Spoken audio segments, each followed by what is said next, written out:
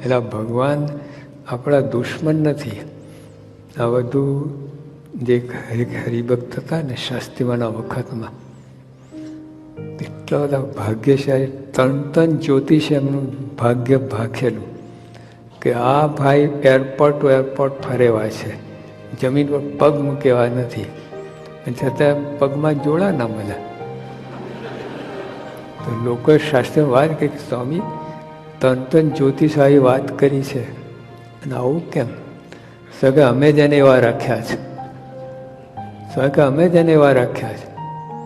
બોલા હરિભક્ત સ્વામી એના ભાગ્યનું નસીબનું તો ભોગવવા તો શું કામ આવું કર્યું? શું કરે કે જો એને જેવા છે એવા રાખીએ તો વિલાયતમાં રાંડો નચાવતો હતો.